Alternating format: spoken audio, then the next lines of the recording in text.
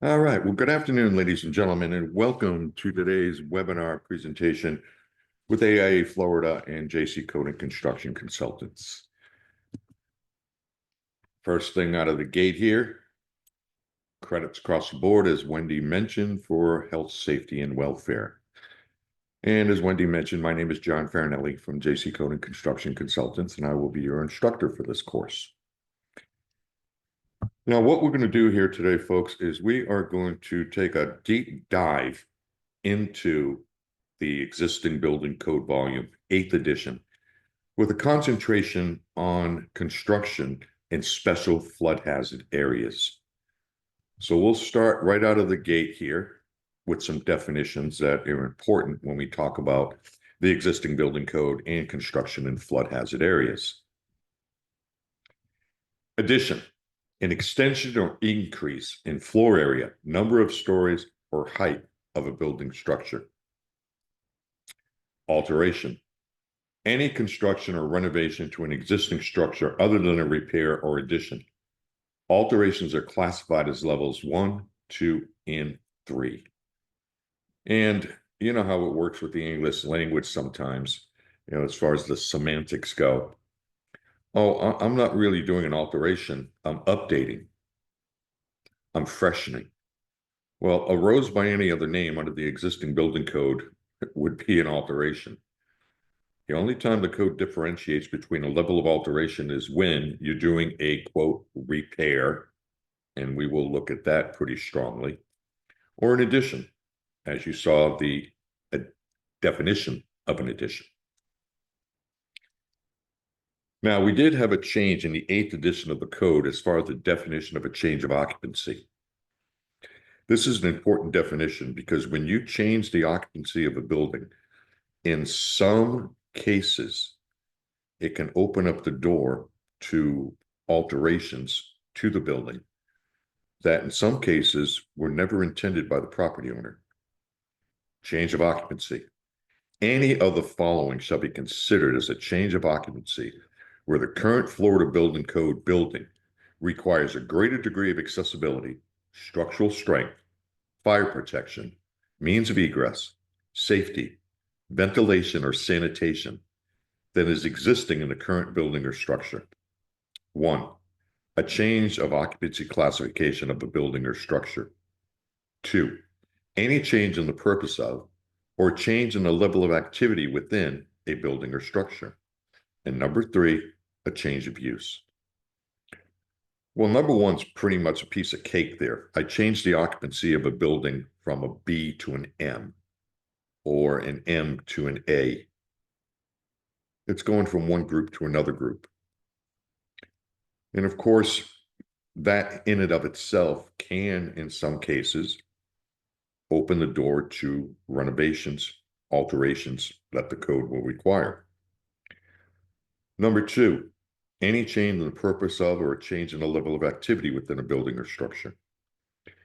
All right, well, let's say I have a strip shopping center, and in one of the bays, there is an A3, a small little restaurant. And right now, the occupant load is under what the code would require for the installation of an automatic sprinkler system. And then next door, the tenant there moves out, and the tenant in the restaurant decides to take over that space too. And knock a hole in the wall, increase the occupant load. That, in a lot of cases, could put them over the occupant load threshold. I've increased the level of activity. I've increased the occupant load. And again, if it's enough, it could drive the requirement for the installation of an automatic sprinkler system. Now, change of use is an interesting item for the simple reason that we have a new definition for change of use. A change in use of a building or portion of a building within the same group classification for which there is a change in the application of the code requirements. Classic example that I always like to use. Let's say I have a B occupancy. It's an insurance company or an accounting office, whatever, it's business. They move out. Ambulatory care moves in. Well, question to the group, off the top of your head, can you tell me what the occupancy classification of ambulatory care is? Anybody? I'm kind of leading you down the road here.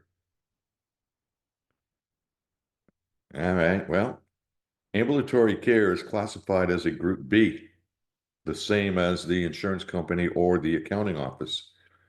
However, the difference between the two for life safety are like night and day. That business occupancy did not require an automatic fire sprinkler system, but that ambulatory care as a Group B, it does. You've got to have a change there, boy, because you're going to put in a fire sprinkler system.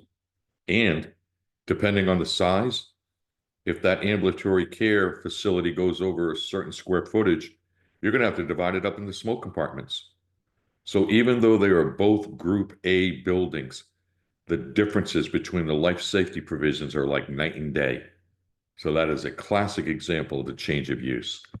Now, I do have a couple of questions here. Luis, how about a change of use in coastal areas from personal residence to vacation rental? Oh boy, that's a good one. That's a real good one. And the real deal with that, Luis, is from a technical standpoint, if you change a single family dwelling to a vacation rental, technically, it's a change from a single family dwelling to an R1 transient lodging. And again, from a technical standpoint, the code would require that facility as transient lodging now to be equipped with an automatic fire sprinkler system, and it'd have to be fully accessible.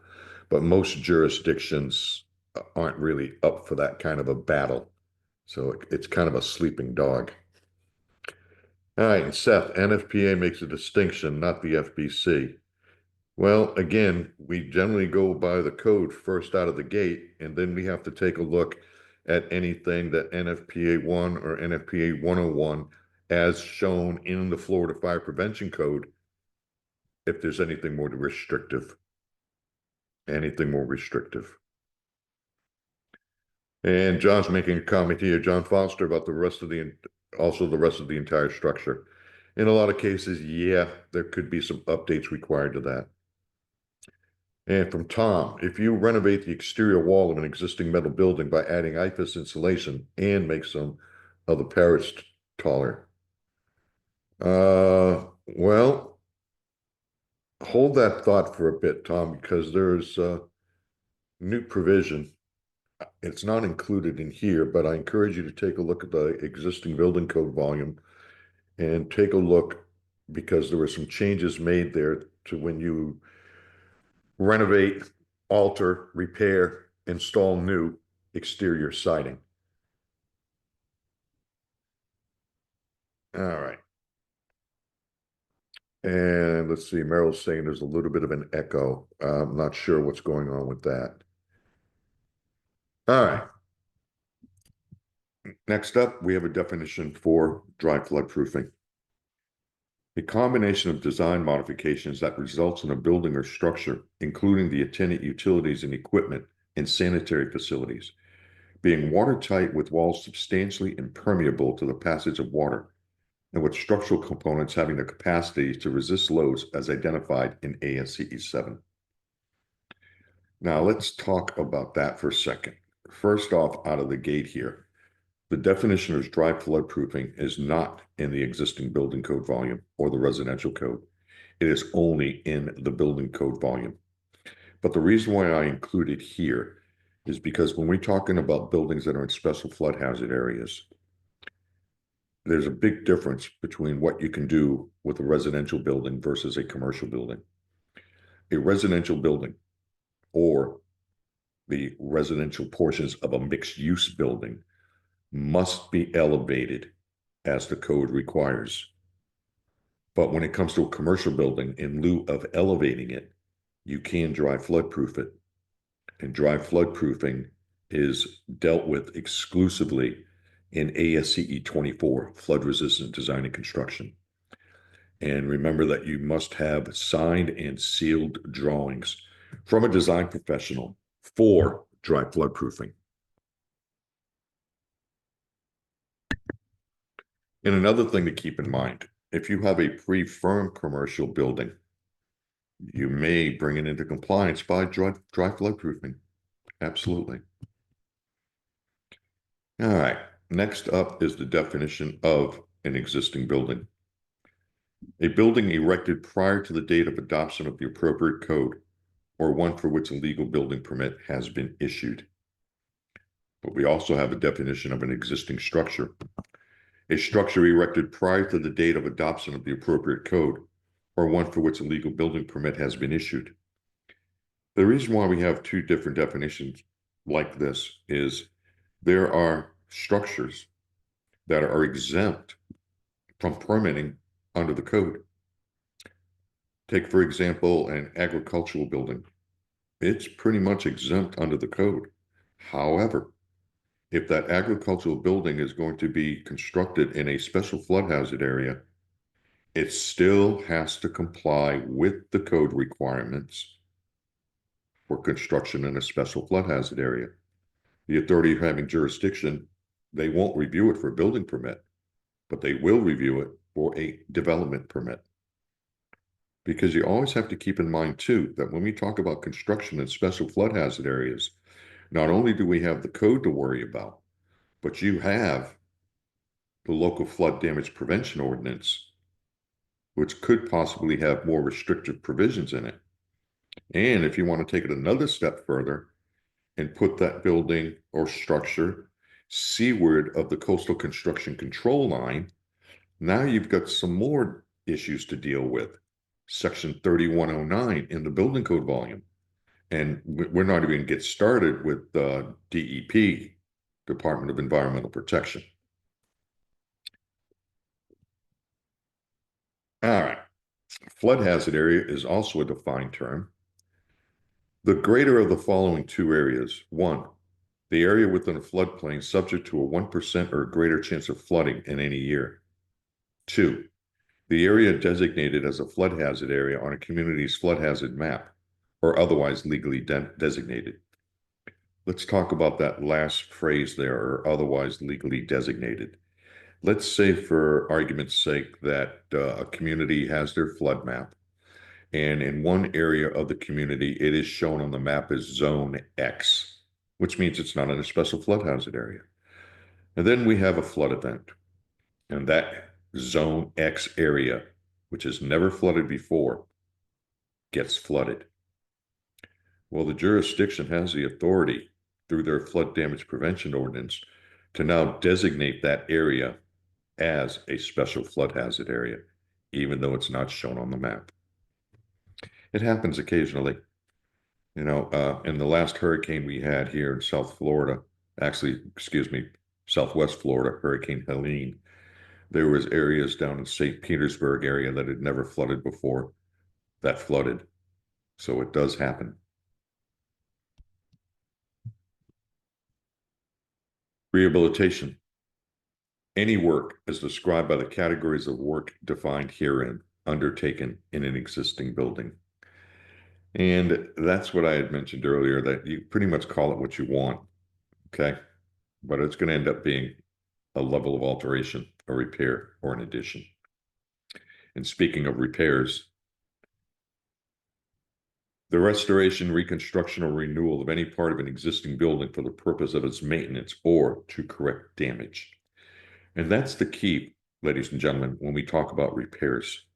It has to be damaged. And it does not matter how the damage was caused. It could be flood, it could be fire, it could be lack of maintenance. Even something as crazy as somebody jumping the curb and running a car into the building. A repair is a repair is a repair. You stick with Chapter 4.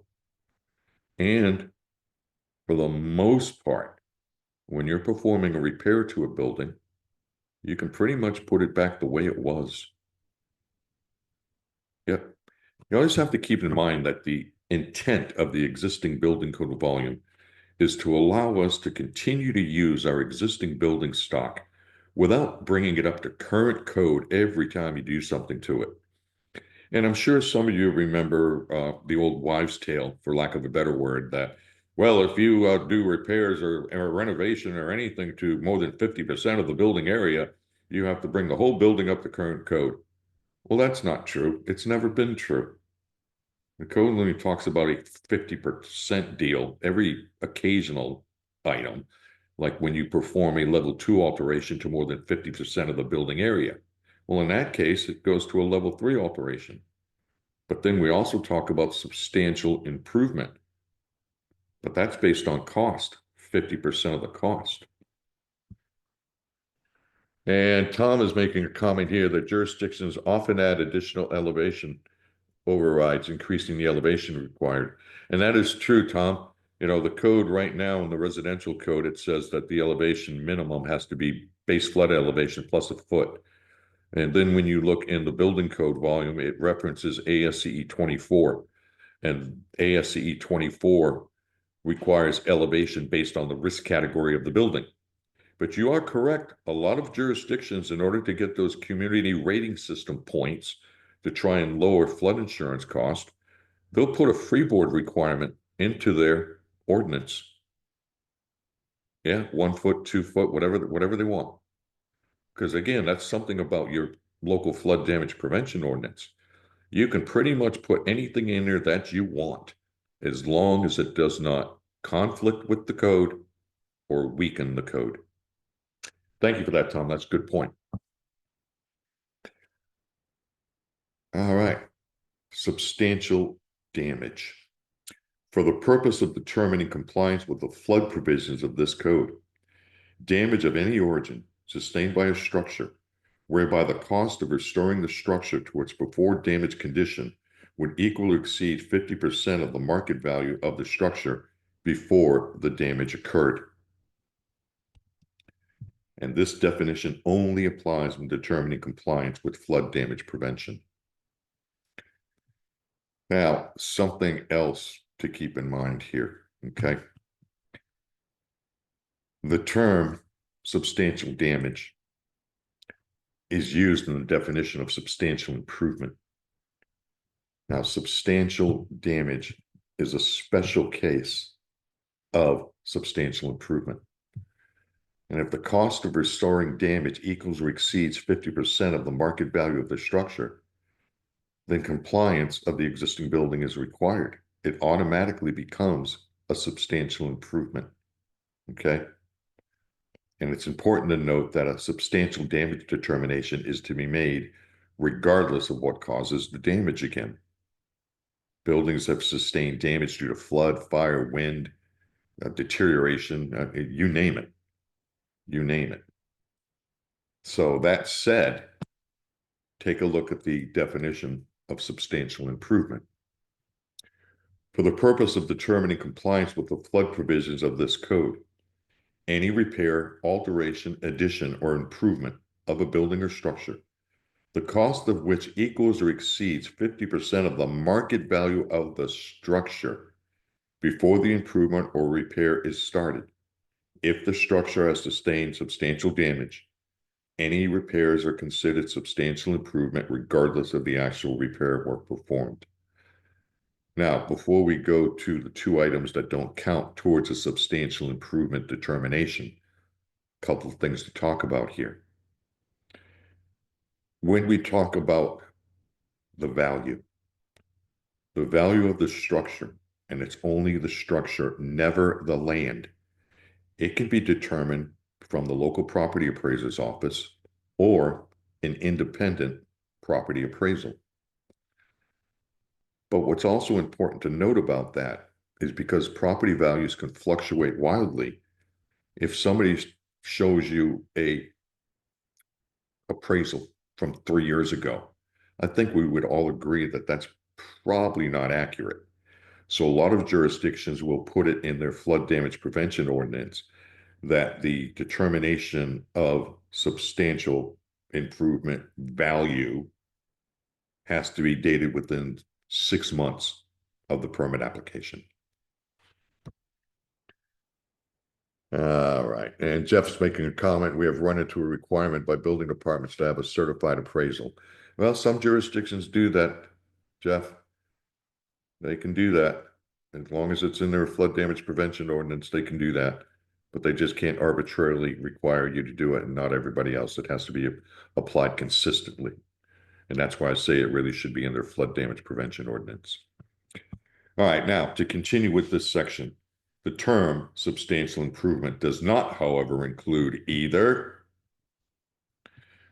one, any project for the improvement of a building required to correct existing health, sanitary, or safety code violations identified by the building official, and that is the minimum necessary to assure safe living conditions, or any alteration of a historic structure, provided that the alteration will not preclude the structure's continued designation as a historic structure. And as with substantial damage, the definition of substantial improvement only applies when determining compliance with flood damage prevention. Now let's talk about a couple of these items here with number one. When we talk about required to correct existing health, sanitary, or safety code violations identified by the building official, what they're really intending here when you translate this is when you have a property that has been put into violation by code enforcement, substandard housing, something of that nature, unsafe electric, bad plumbing, broken windows, and the jurisdiction tells them, all right, you got 90 days to get this fixed, so you're going to go up in front of code enforcement. Well, anything repaired, corrected under that situation would not count towards a substantial improvement determination. And when it comes to historic structures, hey, they can get a break.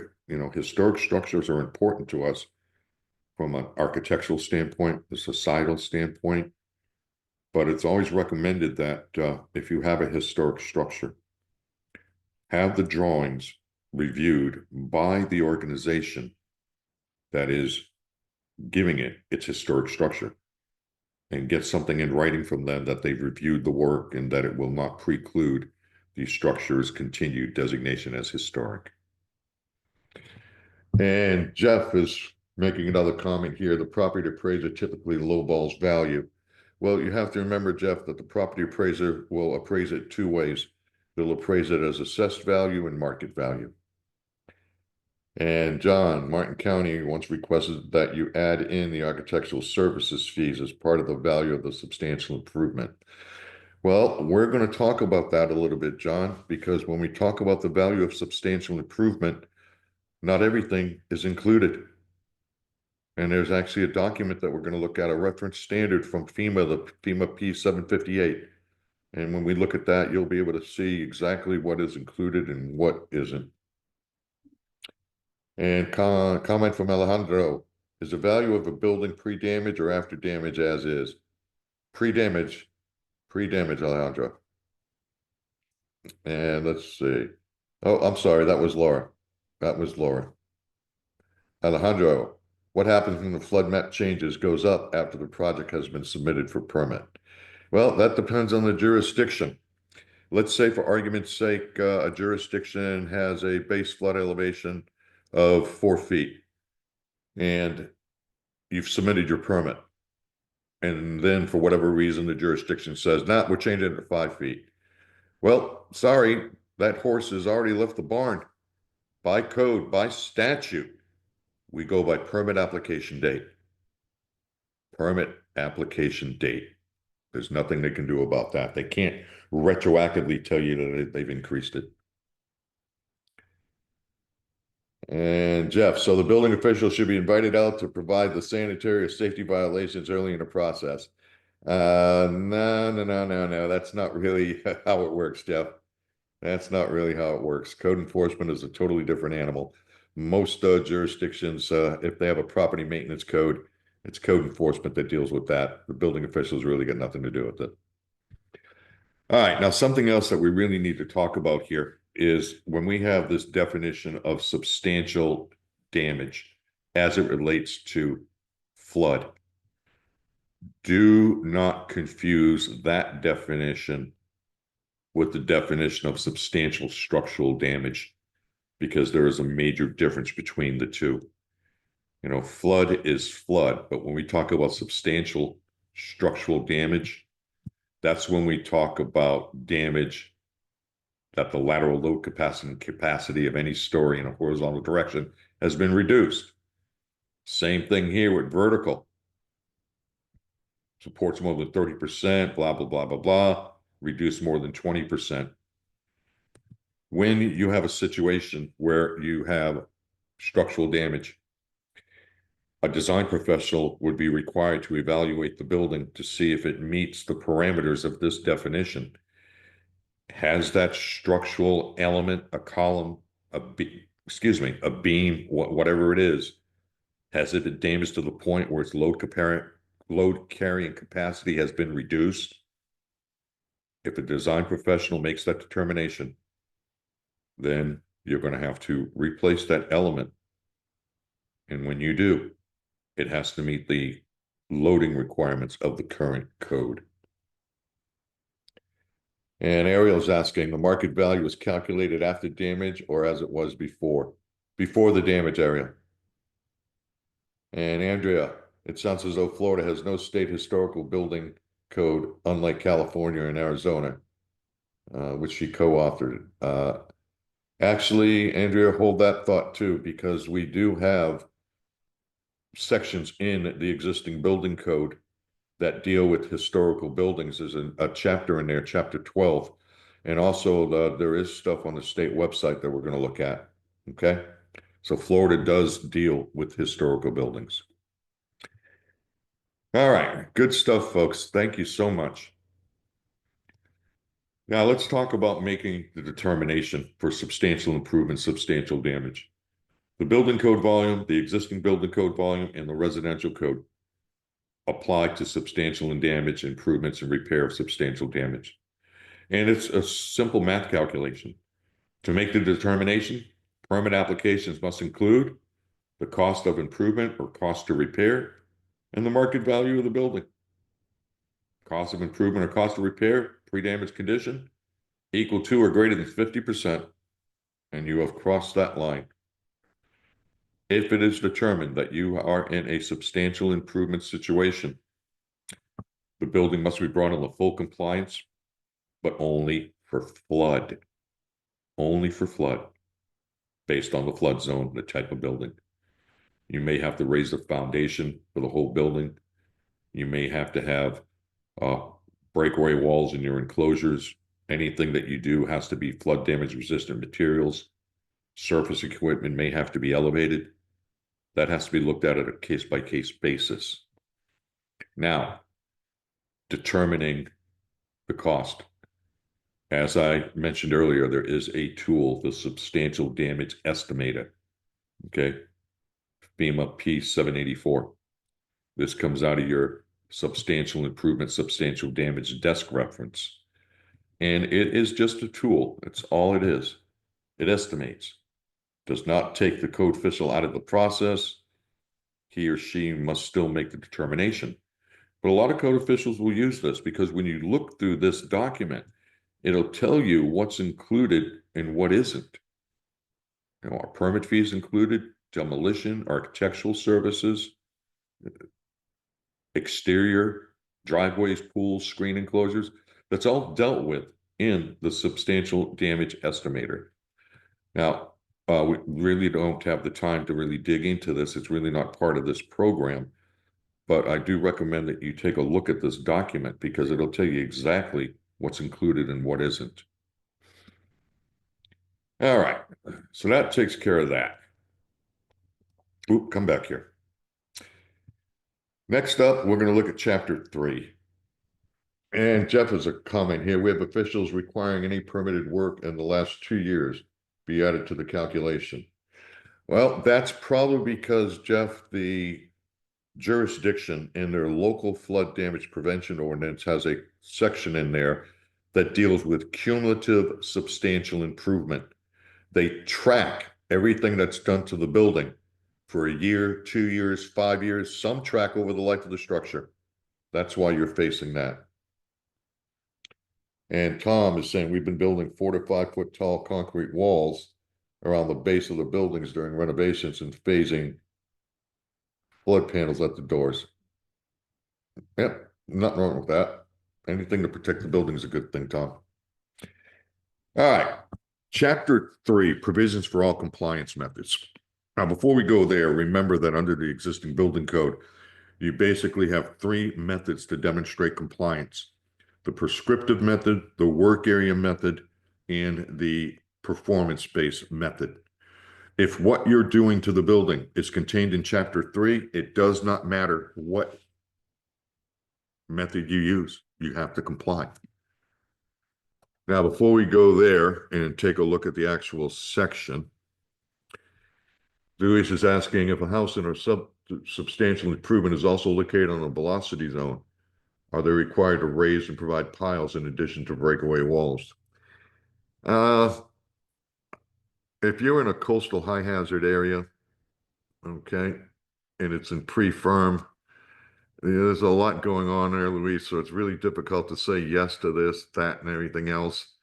If it's pre-firm and it's below the BFE and they are in a substantial improvement situation, yeah, they're going to have to raise the building. All right. And Jeff's saying they have included these provisions as city ordinance, not code. Yeah, they could put it in their flood damage prevention ordinance, Jeff. As I said, you can pretty much do anything you want there, as long as it doesn't weaken the code or conflict with the code. All right, let's take a look at section 301. General charging section. The repair, alteration, change of occupancy, addition, or relocation of all existing buildings shall comply with sections 301.2 or 301.3. 301.2 is repairs, and 301.3 is alterations, change of occupancy, addition, or relocation. Repairs. And as I said, if it's a repair, it's a repair, and you comply with the requirements in Chapter 4. And another thing to remember too, it does not matter how much of the building is damaged. It could be 100%. Let's say, for argument's sake, I have a single family dwelling. It's wood frame construction and it's T111 siding. And the siding has never been maintained. The termites been having a field day. It's rotted, deteriorated. The building needs to be resided 100%. It's still a repair. When they replace that T111 siding with T111 siding, it's a repair. Now, let's say, for argument's sake, that the owner doesn't want to use T111 siding now. They want to use cement board, horizontal lap siding. Is it still a repair? No. Now it's a level 1 alteration. The siding serves the same purpose, so it's a level 1 alteration.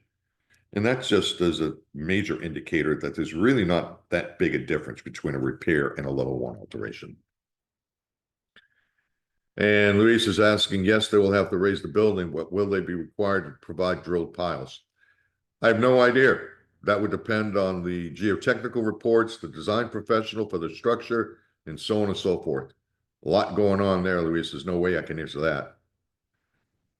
All right. Next up, alterations, change of occupancy, addition, or relocation. The alteration, change of occupancy, addition, or relocation of all existing buildings shall comply with one of the methods listed in sections 301.3.1 through 301.3.3 as selected by the applicant. Section 301.3.1 through 301.3.3 shall not be applied in combination with each other. All right, what they're really talking about here, as we said, you have to select a method: prescriptive, work area, performance. You can't combine the methods. Let's say you wanted to replace an acoustical ceiling prescriptively, but you wanted to do some renovations in that same room, and that would be a level 2 alteration, let's say, and you wanted to use the work area method.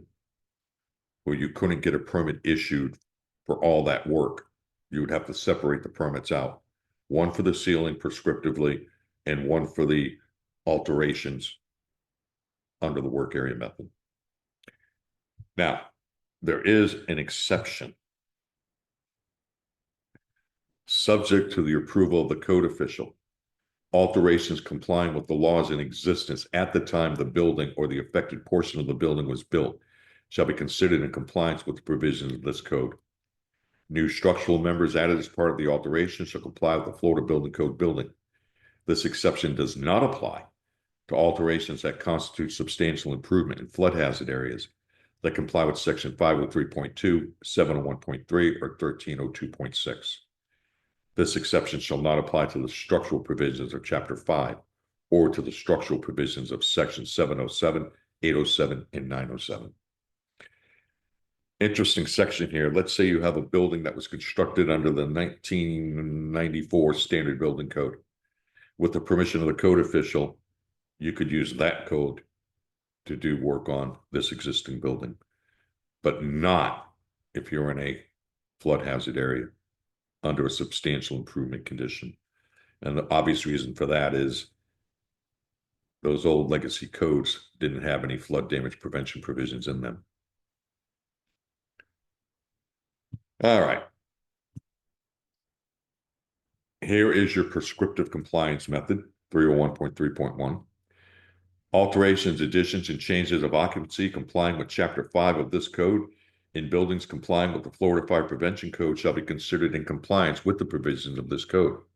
And that's the reason why, right there, that you don't see too many people use the prescriptive method. In order to use it, as you see here, the building has to be shown in compliance with the Florida Fire Prevention Code for an existing building of that occupancy type. And if it's not, you may have to do additional work to bring it into compliance with the Fire Prevention Code before you're allowed to utilize the prescriptive method. And the work area method, this is the most popular that we see. Alterations, additions, changes in occupancy and relocated buildings complying with the applicable requirements of Chapter 6 through 13 of this code shall be considered in compliance with the provisions of this code. And again, as I say, that's the most popular method. Third method is the performance compliance method. See it used every once in a while. It can be a little daunting, a little intense, shall we say. Additions, alterations, changes in occupancy and relocated buildings complying with Chapter 14 of this code shall be considered in compliance with the provisions of this code. Under the performance method, property owner has to retain a design professional to evaluate the building for life safety. It's a point system. When you look in Chapter 14, you'll see a bunch of forms that have to be filled out. Calculations have to be run. And again, you evaluate the building for life safety. Is it of non-combustible construction? How many means of egress do I have? What's the fire resistance rating of the exterior walls? Does it have an automatic sprinkler system, a fire alarm? Is the building compartmentalized with fire-resistant rated construction? You get points for all that stuff. Add up your points, and if you quote, point out, building is deemed to be acceptable for its current use or any change that you wish to make to it. All right, that takes care of 3, looking at Chapter 4. Let's see how the code deals with repairs in flood hazard areas. Now, one thing that you're going to see here is consistency. It does not matter if you're doing a repair or any of the levels of alteration or an addition. If you cross the substantial improvement line, compliance with the flood provisions of the code is required. 401.5 flood hazard areas. Here you go. In flood hazard areas, repairs that constitute substantial improvement shall require that the building comply with Section 1612 of the Florida Building Code building or Section R322 of the Florida Building Code residential as applicable. 401.6 structures seaward of a coastal construction control line. Structures seaward of the coastal construction line shall be designed to resist the predicted forces of a 100-year storm event in accordance with Section 3109 of the Florida Building Code building. And that's why I said earlier, when you cross over into that coastal construction zone, it opens up more doors.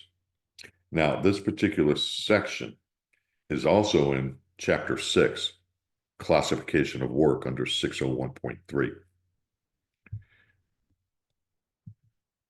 Here is section 3109.2 out of the 8th edition of the code defining the coastal construction control line. The line established by the state of Florida pursuant to section 161.053 Florida statutes and recorded in the official records of the respective county, and which defines that portion of the beach dune system subject to severe fluctuations based on a 100-year storm surge, storm waves, or other predictable weather conditions.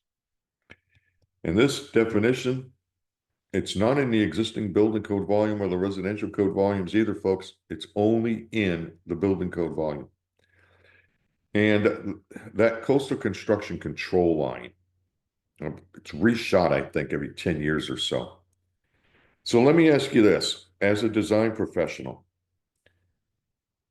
somebody wants you to build them a new house or a hotel or whatever, and it's on the coast, on the beach. How are you going to know where the coastal construction control line is? How are you going to know? Where are you going to get that information? Anybody? Okay. Dale saying DEP. Alejandro's survey. Jeff, check with the county resiliency department. County. And actually, the only place to really know where it is the survey. Yep. I've gotten a dozen responses here talking about surveys and such. However, you can get a ballpark idea right here. Here's DEP. Locate the coastal construction control line. Use Map Direct, Interactive Geographical Information System, GIS, to locate your county or property and determine if your project is seaward of the line. Solid red line. But again, this is going to give you a real good idea of whether or not you're going to be over the coastal construction control line. But you're going to have a survey. You're going to have a survey showing the footprint of the building and where it crosses the line. And as you can see here, it pretty much runs all the way down the East Coast, except for this section here around Orlando, and this is where the Banana River is and such. Runs down here, Miami, nothing down here in the Keys for obvious reasons. And then it just runs right up here, right around the Tampa Bay. Nothing in here. And then again, it picks up around the Panhandle. But again, this is rather general. You've got to have that survey, and I can't stress that enough. And Tom saying, determine the line of continuous construction with neighboring construction. Yeah. And David, the line is actually defined by DEP with meets and bounds that the surveyor used. Yep. And Orge is saying why the CCL maps does not show all areas. Well, you've got to remember that when we start talking about flood zones, we have an A zone where the waves are 1.5 feet or less, coastal A zones where the wave heights are 1.5 feet to 3 feet, and coastal high hazard areas or V zones where the wave heights are greater than 3 feet. And the wave heights depends on the topography, the water depth, the contour of the bottom. You get out here into the Gulf of Mexico and the water is very, very shallow. You only get like a foot of depth for each mile you go out. So there's a lot going on there. And that's why you don't see the line solid all the way around the state. There's a reason for that. And one is saying, yes, the survey shall include flood elevation requirements. Absolutely. And that's why you got to have that survey. All right, good stuff, folks. Thank you. Come on, computer. There we go. All right, here's 406.2.4, flood hazard areas. In flood hazard areas, buildings that have sustained substantial damage shall be brought into compliance with Section 1612 of the Florida Building Code building or Section R322 of the Florida Building Code residential as applicable. So we're in a flood hazard area. Doesn't matter how the building was damaged, you've got to do a substantial damage determination. And even if you're reconstructing on the same footprint, well, that's obviously new construction. And you're going to have to comply with the tenets of the code. Now, we mentioned earlier about how to look at these FEMA references and such, and something to remember, prior to the flood damage prevention provisions coming into the code, pretty much all we had was the local flood damage prevention ordinance and FEMA and the National Flood Insurance Program. Well, now that everything is in the code, we go by the code. A lot of those things that FEMA used to say is really just considered advice now more than anything else. But there are FEMA documents out there that can be very, very helpful. For instance, the FEMA P312 explains retrofitting options that may be used to achieve substantial improvement, substantial damage compliance. There's a lot of options in there. Can also do some of these concepts to non-residential buildings. But again, it's just another tool to use to try and bring the building into compliance. But it is the code that we go by. Code is law. All right, let's talk about the prescriptive method. We mentioned this earlier, that the building must be in compliance with the Florida Fire Prevention Code in order to invoke the prescriptive method.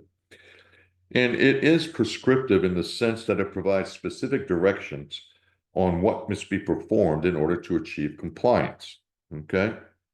And this is in contrast to performance criteria.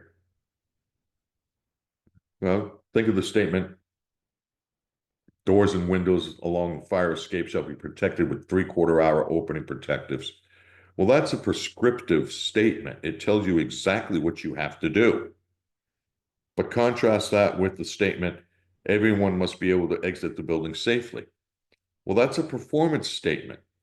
It tells you what the end result must be, but it's up to the design professional of record to make it happen. So, another way to look at it, prescriptive method is a cookbook. It tells you exactly what you can and can't do. Now, that said, let's take a look at the prescriptive method and how it handles additions under Section 502. Change in the 8th edition of the code, flood hazard areas. For buildings and structures in flood hazard areas established in Section 1612.3 of the Florida Building Code building, or Section R322 of the Florida Building Code residential as applicable, any addition that constitutes substantial improvement of the existing structure shall comply with the flood design requirements for new construction, and all aspects of the existing structure shall be brought into compliance with the requirements for new construction for flood design. For new foundations, foundations raised or extended upward, and replacement foundations, the foundation shall be in compliance with the requirements for new construction for flood design. All right, before we move forward with the rest of this section, I think you would agree that it is crystal clear here, okay? You do an addition to an existing building, and let's say it's a pre-firm building, it's slab on grade, the building is below the base flood elevation for that zone. You're going to do an addition. It constitutes substantial improvement. Well, clearly, you're going to have to elevate the existing portion of the building. Now, will that stop some people from doing the addition? Yeah. But oh well, that's just the way it's written. If it constitutes substantial improvement, whole building has to be brought into compliance, but only for flood. Now, that said, for buildings and structures in flood hazard areas established in 1612.3 of the Florida Building Code building, or Section R322 of the Florida Building Code residential as applicable, any additions that do not constitute substantial improvement of the existing structure are not required to comply with the flood design requirements for new construction, provided that both of the following apply. 1, the addition shall not create or extend a nonconformity of the existing building or structure with the flood-resistant construction requirements than the existing building or structure was prior to the addition. 2, the lowest floor of the addition shall be at or above the lower of the lowest floor of the existing building or structure, or the lowest floor elevation required in 1612 Florida Building Code building, or Section R322 of the Florida Building Code residential is applicable. So, crystal clear. You do an addition, it's substantial improvement. Existing building must be brought into compliance, even if that means raising it. But if you do an addition and it does not constitute substantial improvement, you can match the slab elevation of the existing building. Now, Lee is asking, does building department evaluate cost of construction by square foot method? A lot of them do, Lee. They'll use the ICC evaluation schedule that comes out quarterly. A lot of them do. Just about every building department that I've ever dealt with will use that method. Sometimes they'll discount it for local conditions. All right. Anyway, as I was saying, this section is pretty crystal clear here. Okay. And here's something anonymous. What if you're adding a second level above an existing non-compliant footprint? Well, it doesn't matter. You're still going to raise it. If it constitutes substantial improvement, you're raising it. End of story. Unless it's a commercial building, then you can dry flood proof it. Keep that in mind. And we'll look at that again here shortly. All right, now, I wanted to show you this that comes out of the 8th edition of the Building Code volume when we talk about flood loads. 1612.1. Within flood hazard areas as established in 1612.3, all new construction of buildings, structures, and portions of buildings and structures, including substantial improvement and restoration of substantial damage to buildings and structures, shall be designed and constructed to resist the effects of flood hazards and flood loads. For buildings that are located in more than one flood hazard area, the provisions associated with the most restrictive flood hazard area shall apply. And that happens. Sometimes you'll have a piece of property that crosses the zones. It could be an A zone on one side, a coastal high hazard area on the other, or it could be something as bizarre as being totally in a zone. Let's say you're in an A zone. And at one section of the A zone, the elevation is 4 feet, and another area it's 6 feet. You always go with the most restrictive. And Richard is asking, does the lowest floor elevation include pool decks and garage floors? Well, pool decks is a different animal. Pools in and of themselves, there's not a lot in the code that deal with pools. The code sends you to ASCE 24 for the construction of pools. Now, garage floors, there were changes in the 8th edition of all the codes, the building code, the residential code, when we deal with garage for new construction. And it depends on whether or not it's an attached garage or detached. And Chris is asking, are new accessory buildings to an existing structure required to meet flood requirements? The answer there is yes. Yes. All right. Now, next up, I got to show you this because this comes out of the residential code. Okay. 322.1 general. Buildings and structures constructed in whole or in part in flood hazard areas, including A or B zones and coastal A zones, as established in table R301.2 paren 1, and substantial improvement and repair of substantial damage of buildings and structures in flood hazard areas, shall be designed and constructed in accordance with the provisions contained in this section. Buildings and structures that are located in more than one flood hazard area shall comply with the provisions associated with the most restrictive flood hazard area. Buildings and structures located in whole or in part in identified floodways shall be designed and constructed in accordance with ASCE 24. Flood damage resistant design and construction. Now, at this point, we need to talk about this. When you look in the building code volume, there are no prescriptive provisions for flood damage construction or flood damage resistant construction. The building code volume automatically sends you to ASCE 24, flood resistant design and construction. Contrast that with the residential code volume. You can build prescriptively under section R322 unless you're in an identified floodway. Then you have to use ASCE 24. But you can always use ASCE 24 under the residential code if that's what you want to do. All right. And James is asking, but a second floor that is above the floodplain where the existing first floor is below flood elevation, does the first floor not have to be in compliance with flood structural requirements?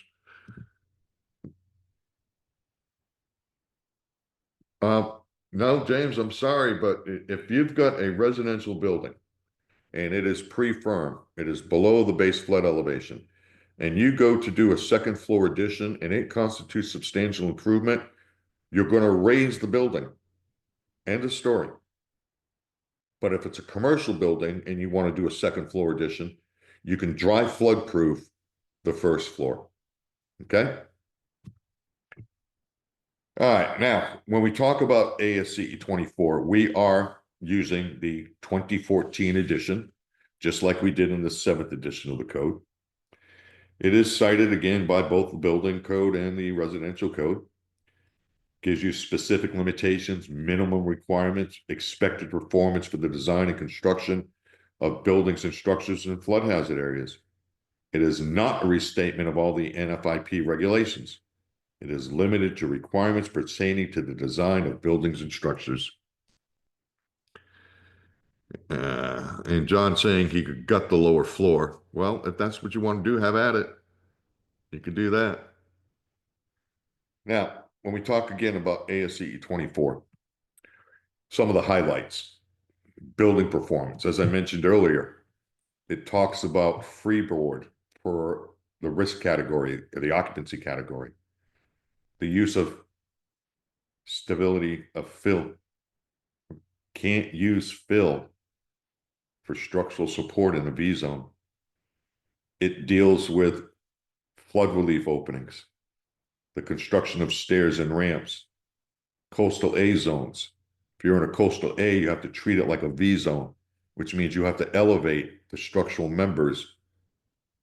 The lowest horizontal structural member has to be above the base flood. And there it is about flood damage, or excuse me, dry flood proofing. The use of flood damage resistant materials below the BFE, elevation of utilities and service equipment, siting the structure, and limitations on flood proofing. Because remember, you can only dry flood proof non-residential. And keep in mind too that in some cases the ASCE 24 requirements more stringent than the code. And additionally, note that the code in some cases also specifically requires the use of ASCE 24, just like when we mentioned when you're designing pools that are to be in flood hazard areas. All right, let's see where we're at here. So, bottom line, you've got to do a substantial damage determination for work proposed to repair existing buildings. I've always thought this photograph here was interesting. You can see with this garage addition, if you will, it just broke loose from the structure. People that are not in our business, they do not realize the force, the power that floodwaters have. Anybody want a Pepsi?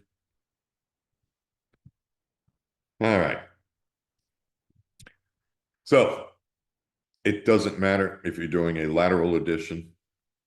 It doesn't matter. Nothing matters. The code is very, very consistent when it talks about substantial improvement determinations.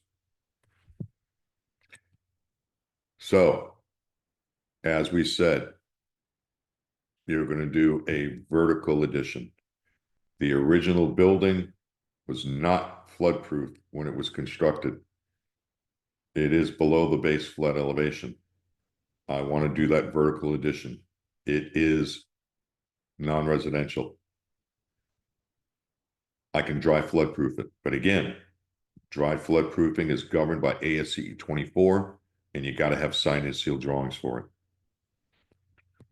But contrast that with residential vertical addition. It constitutes a substantial improvement. You're going to have to raise it. And the foundation type, it's going to depend on the flood zone. Am I in an A zone, a coastal A, or a V zone? So the bottom line, when you're adding a vertical addition, you're going to have to evaluate to determine if the addition constitutes a substantial improvement. Simple as that. Simple as that. All right. And Anonymous is asking, is zone AE considered a flood hazard area? The answer is yes. Absolutely. Years ago, the flood maps used to show you, an AE, an AU, an A2, an A9, all of that goofy stuff. That's all gone. Now, when you look at your maps, you've got AEs, Vs, and X. Really all you got. All right. Let's go to alterations now under 503. And again, you're going to find the code to be very, very consistent. 503.2, flood hazard areas. For buildings and structures in flood hazard areas established in 1612.3 of the Florida Building Code building, or section R322 of the Florida Building Code residential is applicable. Any alteration that constitutes substantial improvement of the existing structure shall comply with the flood design requirements for new construction, and all aspects of the existing structure shall be brought into compliance with the requirements for new construction for flood design.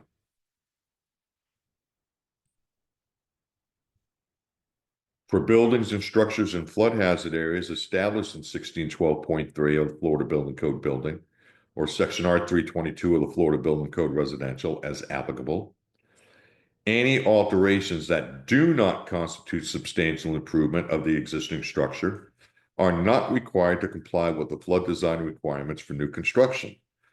So clearly, folks, as we said, the code is very, very consistent. It doesn't matter. Repair, level of alteration, addition, whatever. It's all about, is it a substantial improvement? Now, earlier we mentioned about some jurisdictions tracking cumulative substantial improvement. And that's something that you always have to take a look at if you're doing work, any type of design build, whatever you're doing in a flood hazard area. Check that local flood damage prevention ordinance, because if they're tracking cumulative substantial improvement, it could put you over the edge. Now, something else to remember when it comes to cumulative substantial improvement, it's up to the authority having jurisdiction. Some jurisdictions have it in their ordinance that, yes, they do track substantial cumulative improvement. But the only things that contribute to a substantial improvement determination is expansion of the building footprint.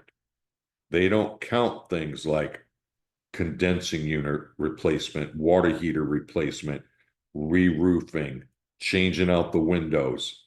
They consider those to be maintenance items. But some jurisdictions track everything.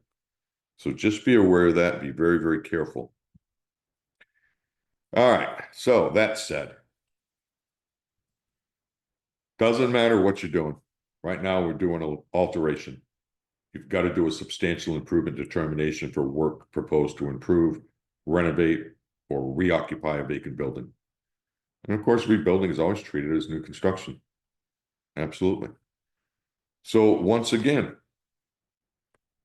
I've got a non-residential building. It is pre-firm. It is below the BFE. I'm going to do an alteration. It crosses the line into substantial improvement.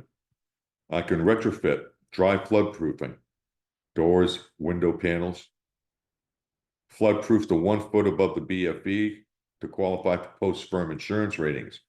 However, that's one thing. Insurance is insurance is insurance. Remember that it's ASCE 24 that governs dry floodproofing. And they're going to tell you how high you must dry floodproof based upon the risk category of the building.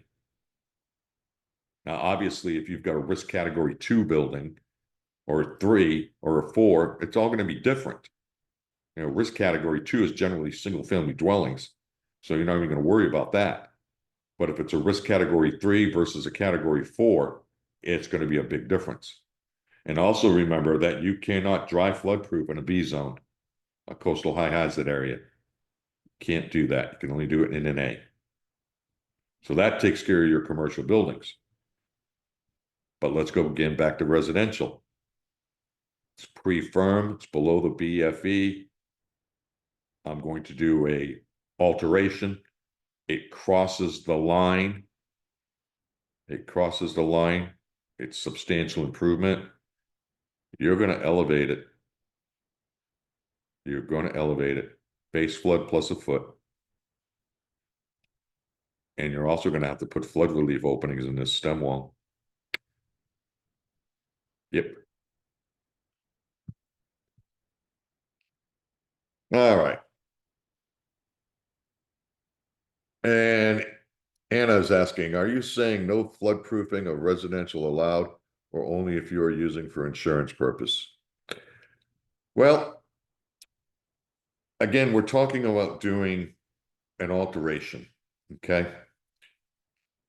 If you're doing an alteration or a repair, whatever you want to do, and it crosses the line of substantial improvement. If it's a non-residential building, you can dry floodproof it. If it's residential, you must elevate it. But let's say, for argument's sake, that you have a pre-firm residential building and you're not planning on doing anything to it, but you do want to protect it. Could you dry floodproof it? Sure. That'll give you some protection, but it's not going to do anything to bring the building into compliance. And of course, as we said, you're not doing anything to it. You're just trying to provide some protection. The bottom line, Anna, is it doesn't matter what you do, a repair, an addition, one of the 3 levels of alteration, doesn't matter. If you cross the line over into substantial improvement, if it's a non-residential building, you can dry floodproof it to bring it into compliance. If it's residential, you cannot dry floodproof it. You must elevate it. Okay? All right. And John's asking, I recently came upon an AH flood designation in Florida. Never seen this. How does this differ from AE? That's a hard question to answer, John. I'd have to see the map. I'd have to see the map. It's basically an A zone. The only thing I can think of would be a differentiation in the base flood elevation. And let's see, Jess is asking, can I dry floodproof with engineered documents for a new commercial in an A zone with a finished floor below the BFE? Yes. Yes, you can. You can certainly do that. New construction commercial building in a flood hazard area, you can. But again, a lot of that's going to depend on ASCE 24. And it's going to depend on the risk category. Okay? Because remember, you can't dry floodproof in a V zone. Okay? And again, let's talk about the risk category for a minute. Let's say you've got a typical commercial building. It's mercantile, retail store, and they want to put it in an A zone. Okay. You're going to dry floodproof it, panels in front of the windows and doors to the elevation required in ASCE 24 for a risk category 3 building. And then across the street, they want to put in a hospital, which is a risk category 4. You may not be able to do it. You may not be able to do it. It's all going to depend on how ASCE 24 looks at it and shakes it out.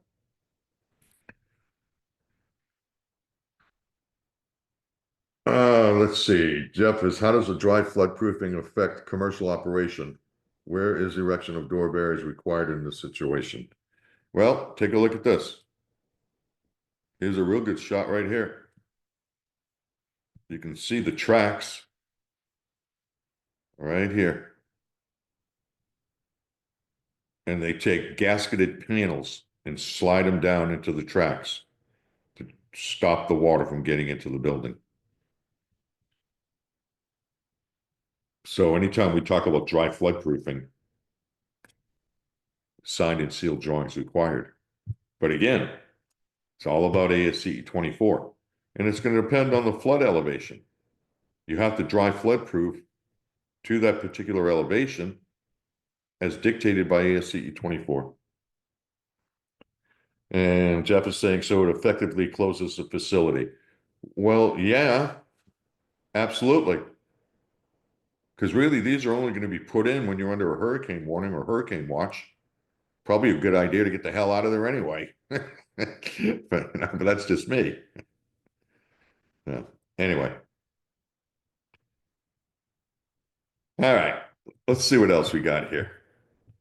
Let's move now, folks, into Chapter 6, Classification of Work. And this is an important section because it's the classification of work that drives all the other code sections.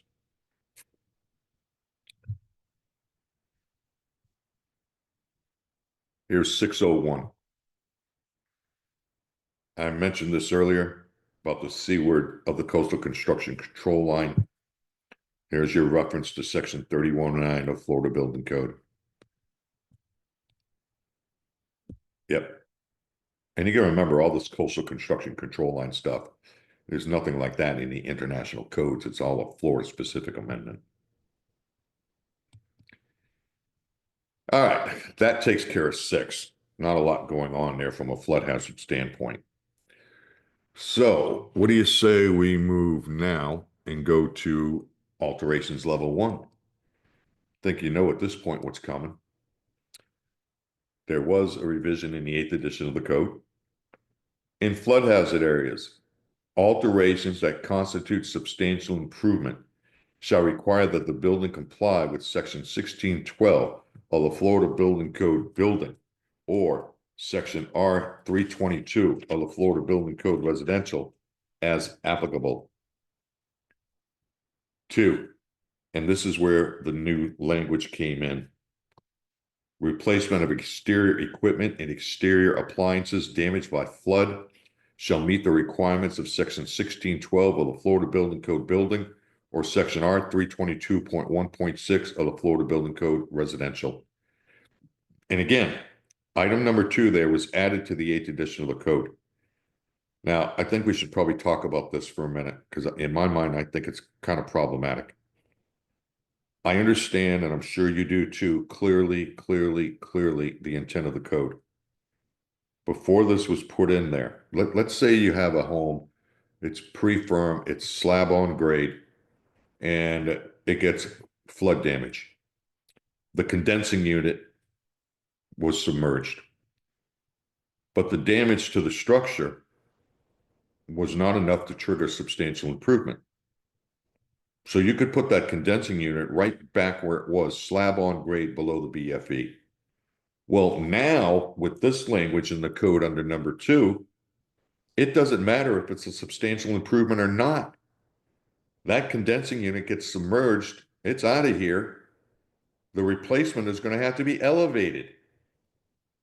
Now, granted, if the BFE is 3-4 feet, you take a product approved stand, put it on the slab, throw the condensing unit on top of that, have a nice day.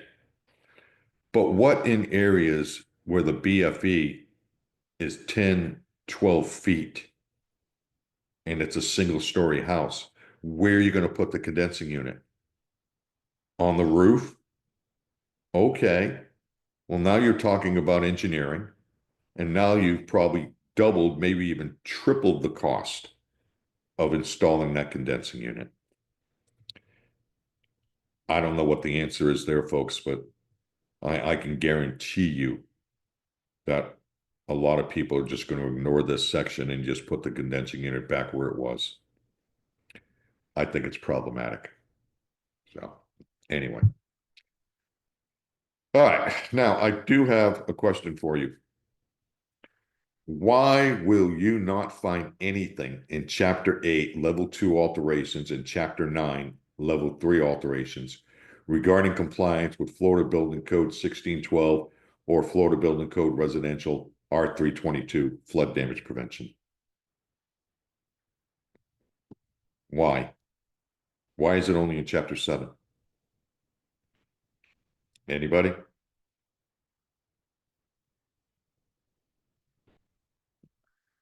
Ah, there you go, Jeff, my hero. He's right.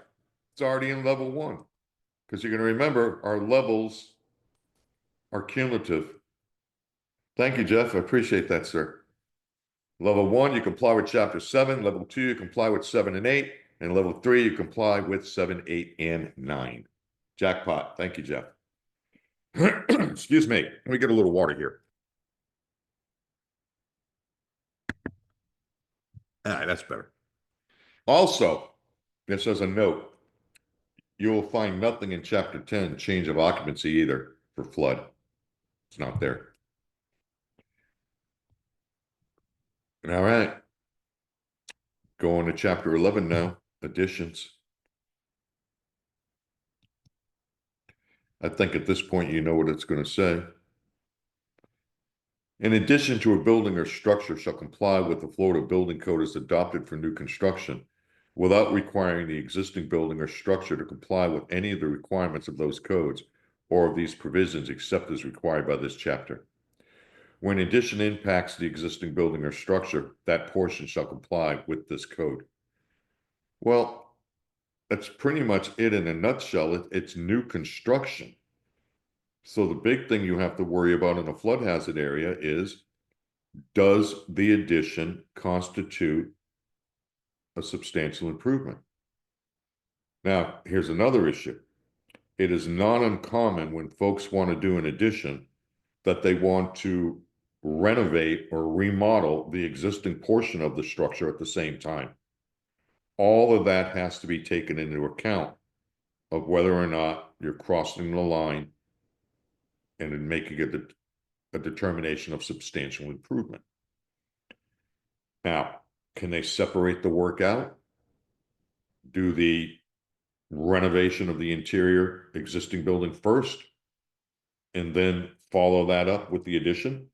Sure. Or vice versa. Do the addition first, then the interior renovation. Separate permits, close one out, do the other one. And that's fine, as long as the jurisdiction's not tracking cumulative substantial improvement.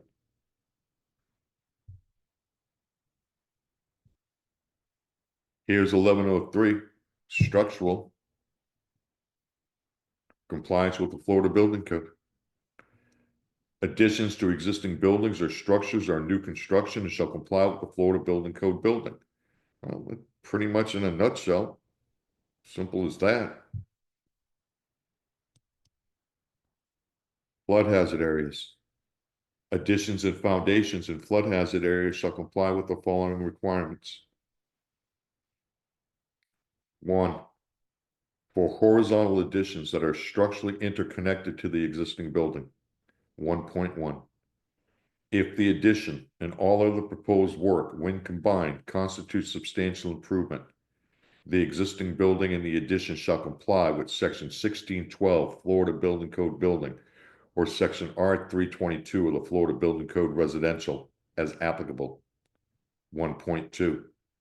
If the addition constitutes substantial improvement, the existing building and the addition shall comply. 1612 Florida Building Code building, R322 Florida Building Code residential as applicable. So clearly you can see here, but before we move forward, you can clearly see here that the code has got you full circle. It's all about whether or not it's a substantial improvement. If you're doing an addition and all of the proposed work, okay. If the addition alone constitutes substantial improvement, you're still going to bring the existing building into compliance. It's all about substantial improvement. And Jeff is asking, if an addition connected by a freestanding breezeway, does that allow existing residents to remain as it was, otherwise an SI? Well, I'm glad you asked that, Jeff, because first thing here, remember, structurally interconnected, okay? Take a look at this. If the addition does not constitute substantial improvement, the addition is not required to comply with the flood design requirements for new construction, provided that both of the following apply. 1.31. The addition shall not create or extend any nonconformity of the existing building with flood-resistant construction requirements. 1.32. Lowest floor of the addition shall be at or above the lower of the lowest floor of the existing building, or the lowest floor elevation required in 1612 building volume, or R322 residential is applicable. All right, so that takes care of structurally interconnected.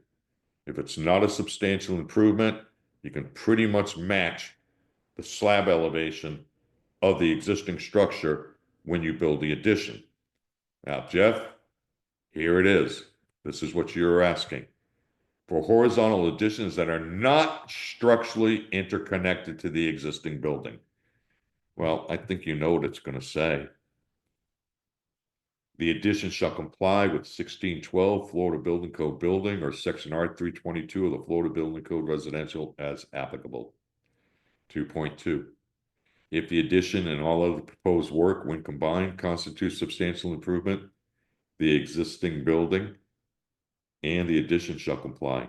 1612 building R322 residential is applicable.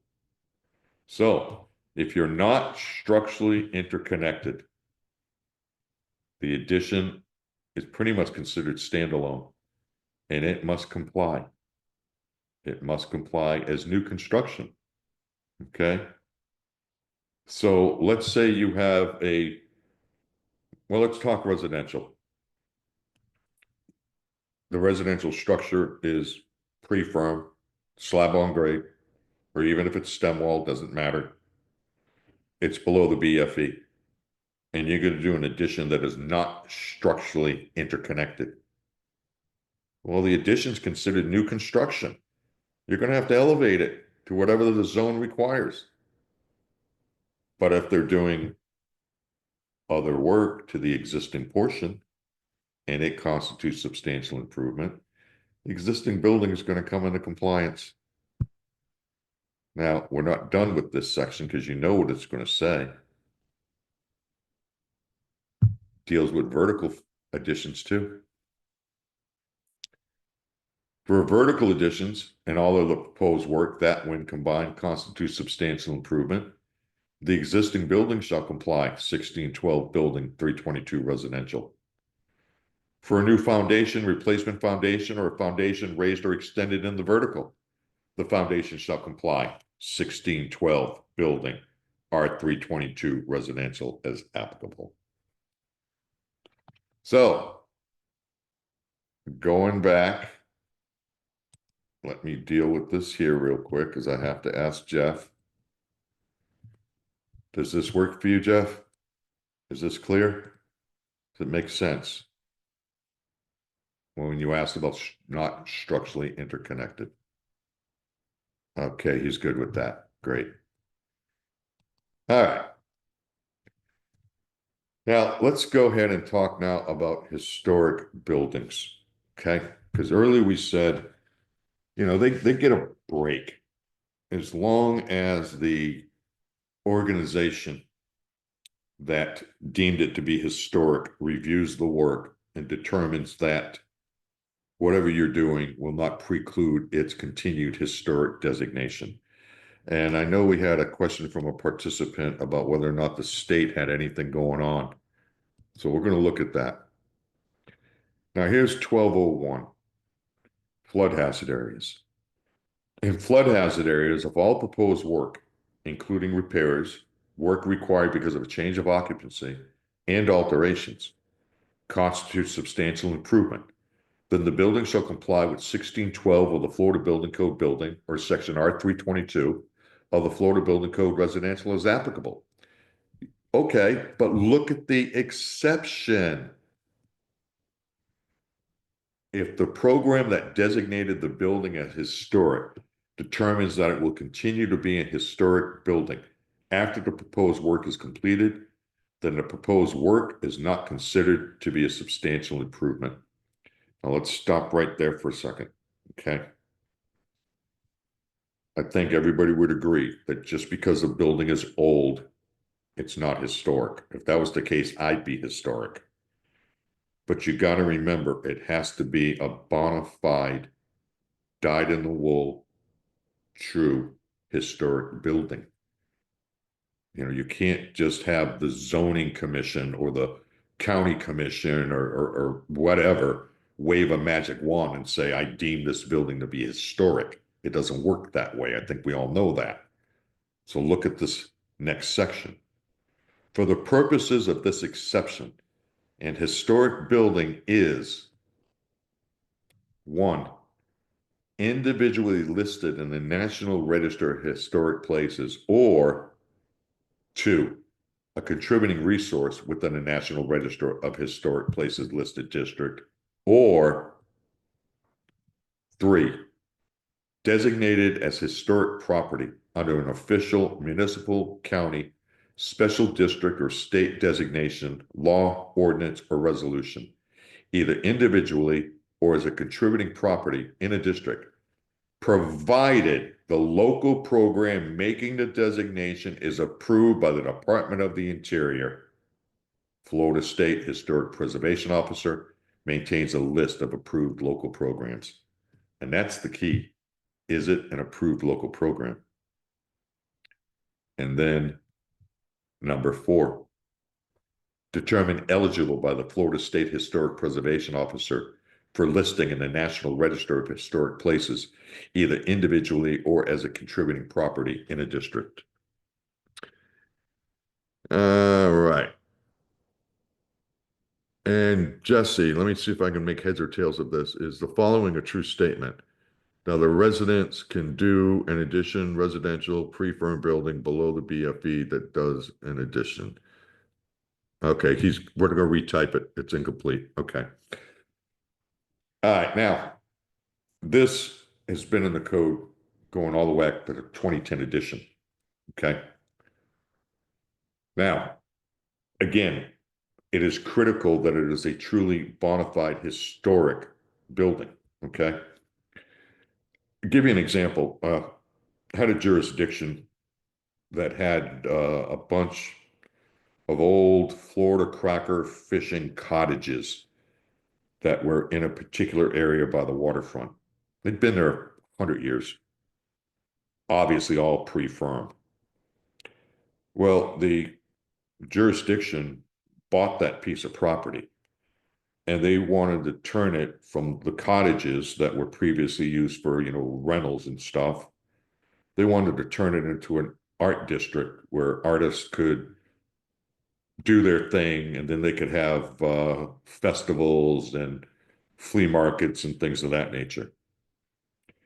Well, the code official for that jurisdiction said that's going to constitute a change of occupancy. You're going to have a problem. You're in a flood hazard area. And this is why I mentioned zoning commission earlier. They said, well, we'll just call it historic. No, you just can't do that. Okay? Because here, take a look at this definition. This is in Chapter 12, historic building.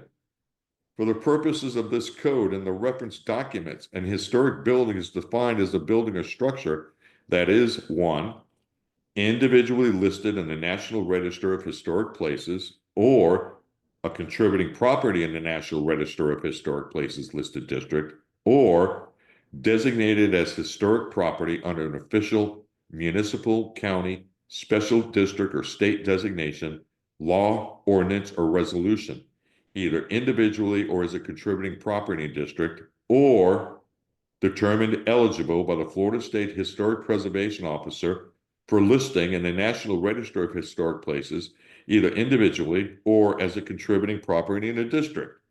I think that's pretty clear cut. Now, earlier someone asked if there was anything that the state was doing. Well, obviously we have that. And here is the website. Department of State, myflorida.com/historical, and so on. Archaeology, preservation, and so on. News and events. Plenty of tabs, plenty of things to look at. Yeah, there's the National Register, Florida Folklife Program, compliance and review, project, and so on. So there's plenty of information there. Now, right out of the gate here, we said that if it's deemed a historic property, any work done does not constitute substantial improvement, so you don't have to worry about it. All right, and that's one thought. But the other thought, as we mentioned earlier, historic buildings are important to us from an archaeological standpoint, from an architectural standpoint, from a cultural standpoint, from a societal standpoint. They deserve some protection as much as we can give them without compromising the historic designation. FEMA has a document, the P467. Historic resources can be made less vulnerable to flood damage. This has been around since 2008. Historic structures. You know, there's plenty of things people can do to minimize exposing historic structures to future floods. Now, although for the most part exempt from compliance with the flood damage prevention provisions contained in the code, as we said, historic buildings are important and should be provided some degree of protection. Absolutely. All right. William is asking, is newly installed mechanical equipment allowed to be below the BFE and in addition to an historic property? Well, again, if it's a true historic building, okay, it's pretty much exempt because it is a historic building. Now, let's take that a step further because that's a pretty good question. It's historic, it's exempt, okay? But let's say you've got a commercial building.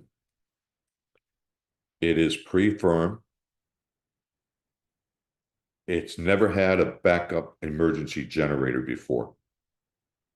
And the property owner wants to put one in. Well, that's new construction. It's going to have to be elevated. Substantial improvement determination doesn't even come into play because it's new construction. Now, let's say for argument's sake, that same building, they want that new generator, but in the same token, they've got slab on grade below BFE condensing units, and one of them goes out. Well, it's not a substantial improvement. It wasn't damaged by flood. It's just old and wore out like me. So they replace it. It's not a substantial improvement. It can go right back there slab on grade. But the new generator that's never been there before, it's new construction. It has to be elevated. I know that may sound kind of goofy, but that's the way it works. Does that make sense? Are you okay with that, Luis? Hello. All right, let me know if that makes sense to you. All right, let's see what else we got here. Relocated or moved buildings.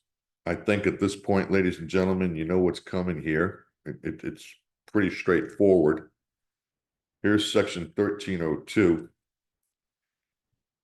If relocated or moved into a flood hazard area, structures shall comply with section 1612 of the Florida Building Code building or section R322 of the Florida Building Code residential as applicable. And that's pretty much it.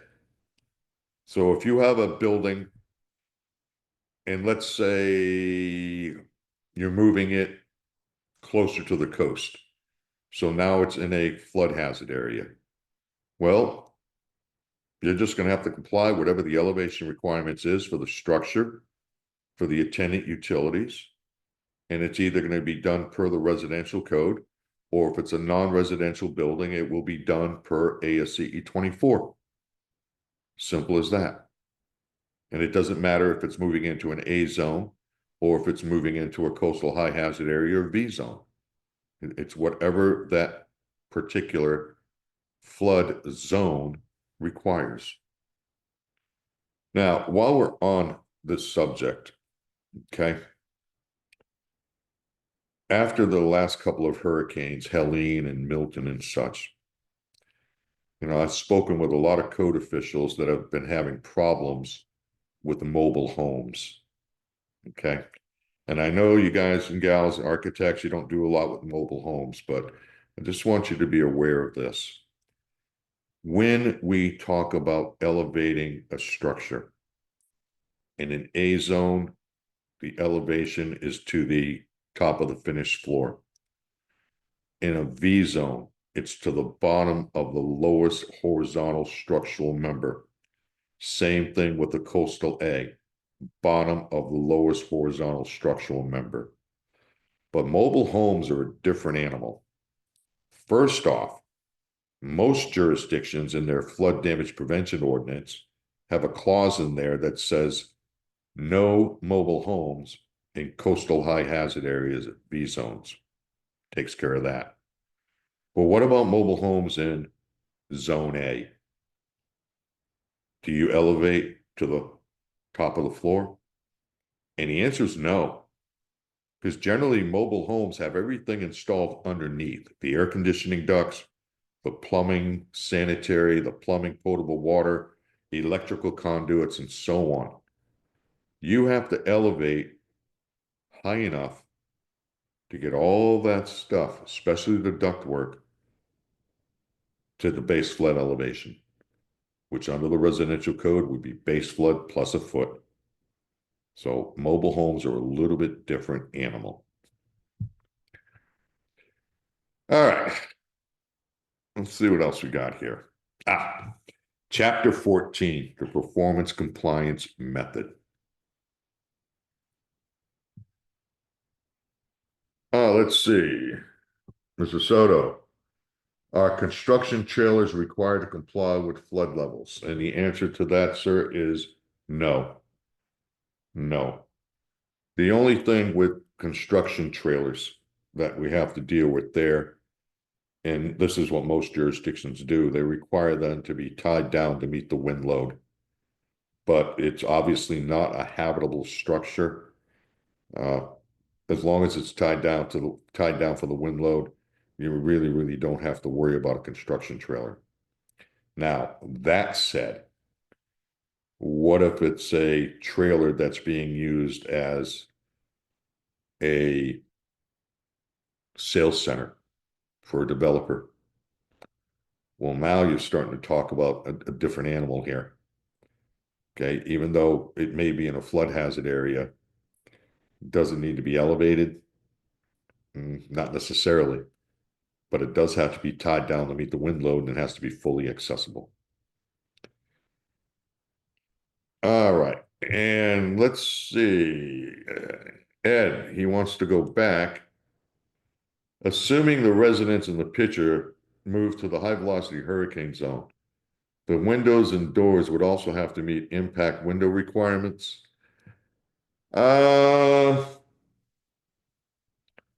No, because it's an existing building. The only thing you'd have to do moving it into the high velocity hurricane zone, unless they've got something in their local flood damage, or excuse me, their local amendments to the code, which they very well may have, you're going to have to meet the base flood elevation for wherever it is. And even if you're moving it into a non-flood hazard area, generally we go, what, I think 18 inches above the crown of the road. So it's going to have to be elevated to whatever that location requires. Now, the problem with impact windows in a structure like the one you're seeing in the picture here, there's no way you could guarantee that those windows could be installed to meet the impact loads. And I'm not talking about the window. I'm talking about the structure itself.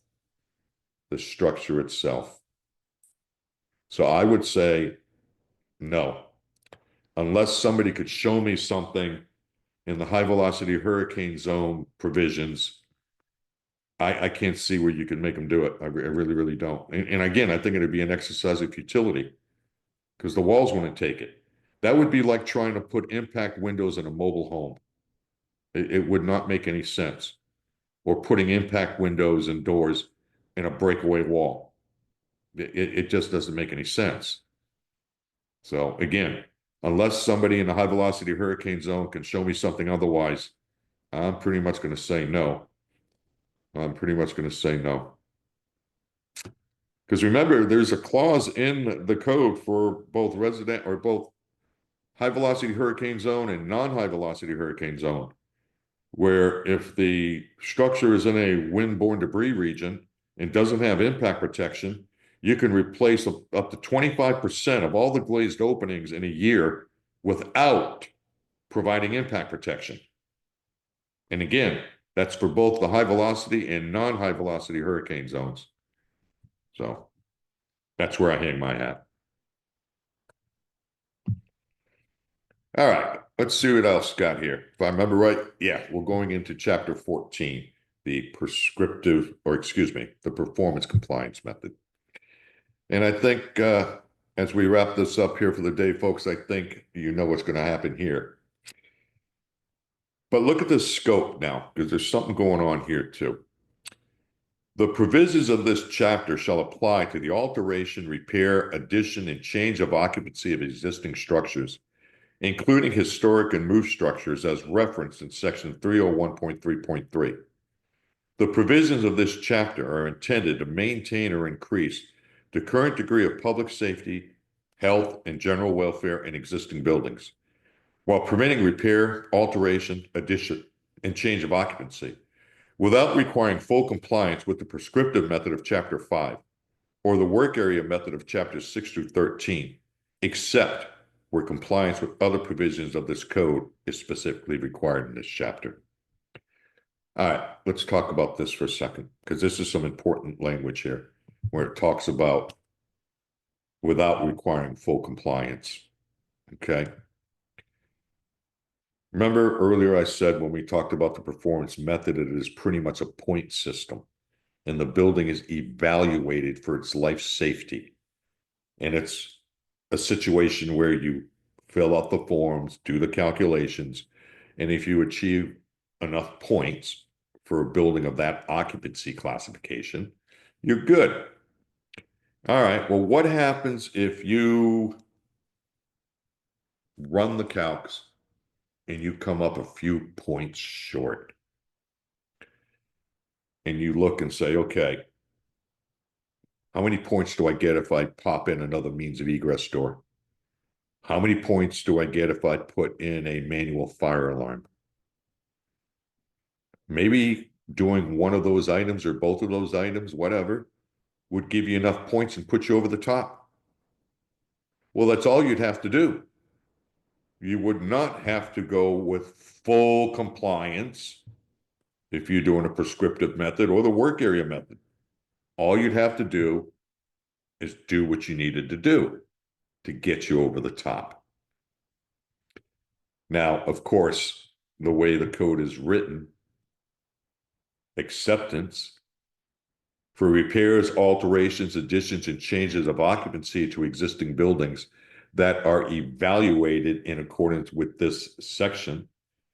Compliance with this section shall be accepted by the code official.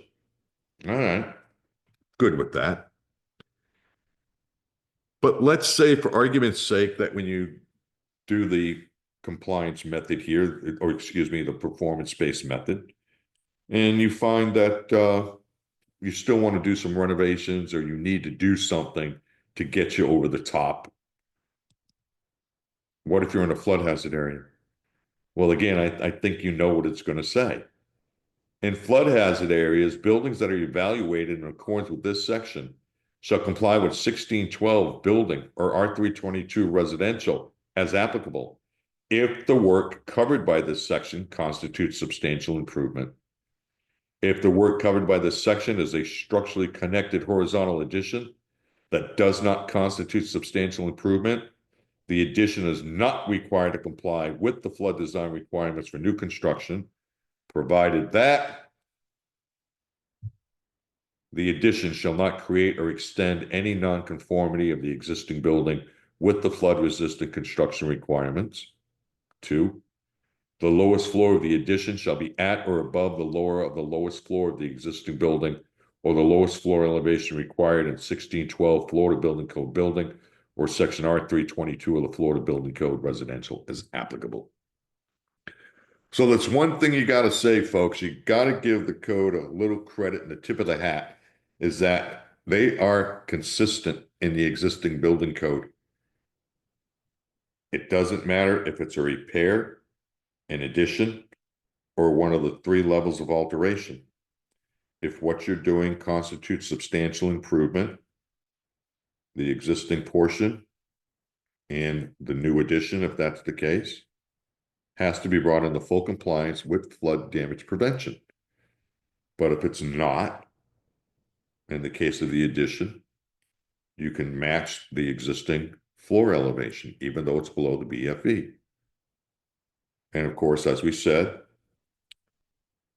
doesn't matter if it's residential or commercial. The big difference is if it's residential, you're going to have to elevate it. If it's commercial, you can dry floodproof it.